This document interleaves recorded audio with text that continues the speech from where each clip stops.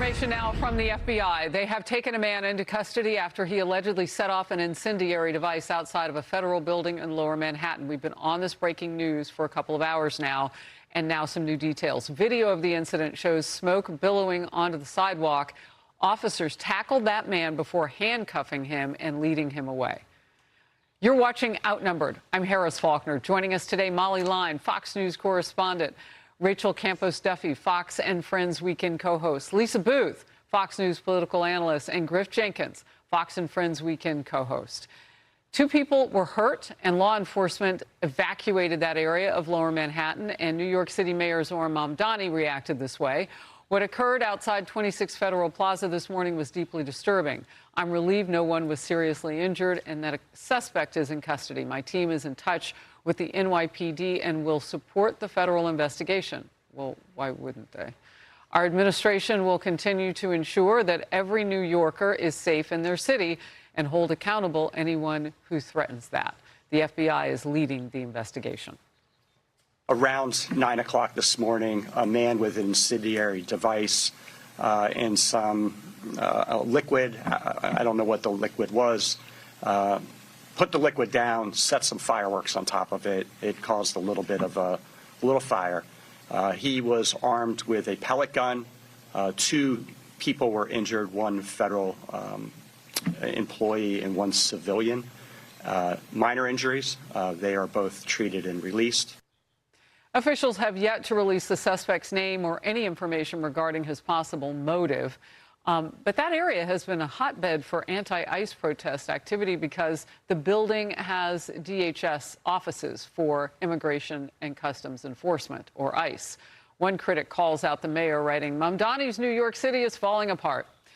Griff Jenkins, I don't know, was it the pop-up 12 homeless encampments over the last few weeks that would give you that theory, or what would it take? Is this piling on? You know, I must say, sadly, I'm not surprised that something like this is happening. If indeed this individual was driven to carry this out because he hates ICE, we just had Mayor Mamdani doing an interview with New York Times talking about eviscerating ICE and talking about abolishing ICE. And so, you know, yet again, fortunately, I mean, the first thing that came to mind was, thank God nobody got hurt. And it appears, if you watch the video, as we all have been watching for the last hour or so, it looks like kind of a fireworks type situation. Two people were hurt. And maybe, well, but it could have been so much worse, yes, is my point. Because if it is indeed driven by anti-ICE rhetoric from leaders like Mamdani, then it's another example of words matter.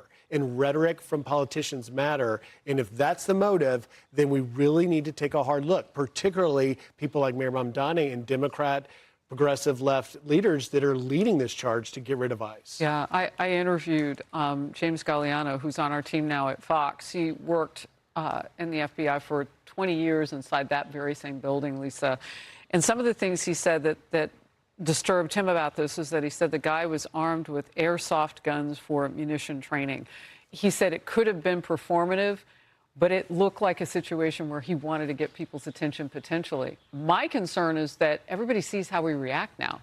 It's a little bit of a game plan watch. Well, and some of the early reporting, obviously, we're still learning more as this unfolds, that it might have a connection to ICE, potential anti-ICE comments by this individual that have been made in the past, obviously. Immigration related with the location, as you pointed out as well.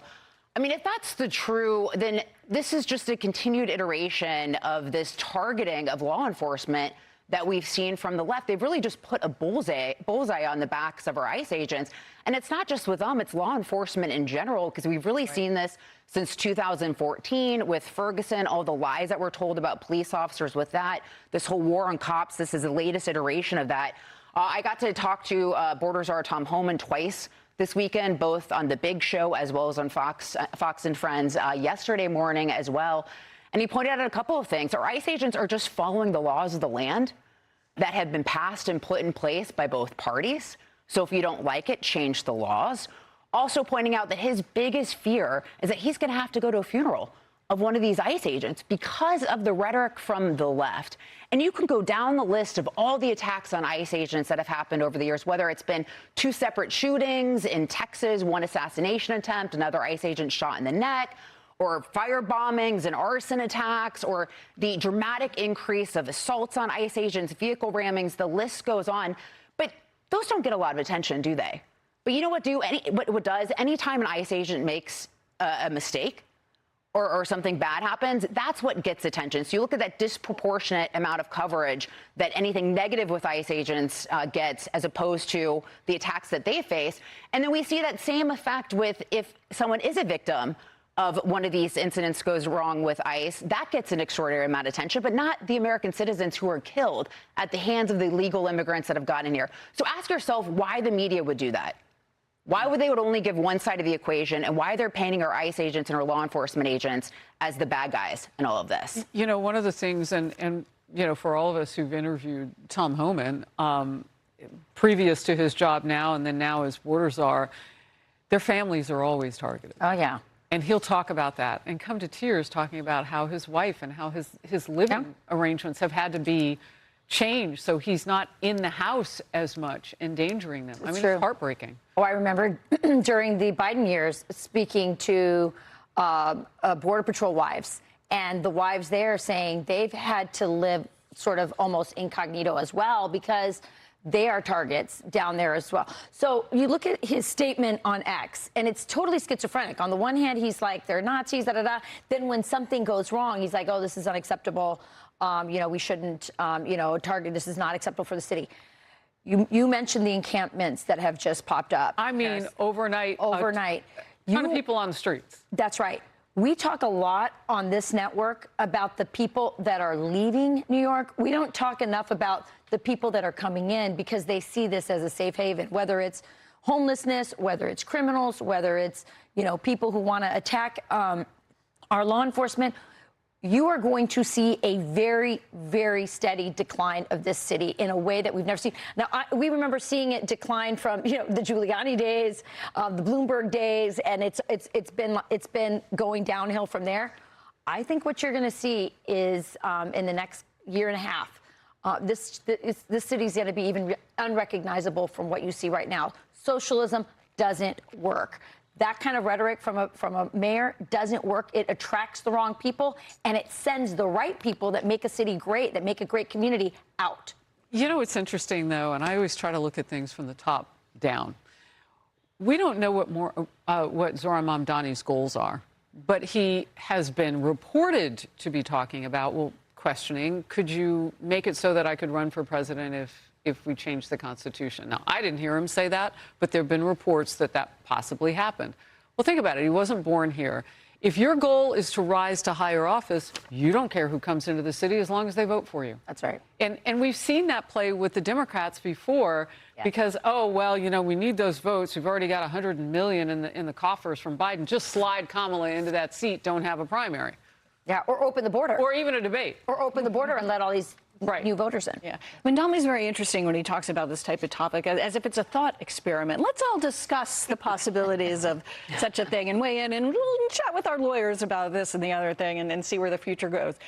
But when it comes to Mamdani, as we speak about him as a leader here in New York City, talking about being anti-ICE, that rhetoric we're seeing more and more accepted within the Democratic Party. A lot of those folks are at the head. They may be nominated. Maybe they won't beat the Republican ultimately that they'll face in the race. But that idea is certainly gaining steam, not just on the progressive side, but also leaning into the moderate side of the Democratic Party, similar to we saw an overall anti-law enforcement sentiment in recent years. But this seems to be the focus, the anti-ICE focus. You talked about things being performative potentially in this case of the recent incendiary device here in New York City. There were reports that he had a sign speaking about the rhetoric of ICE. And Lisa, you talked about the great number of attacks all across the country on these various ICE facilities.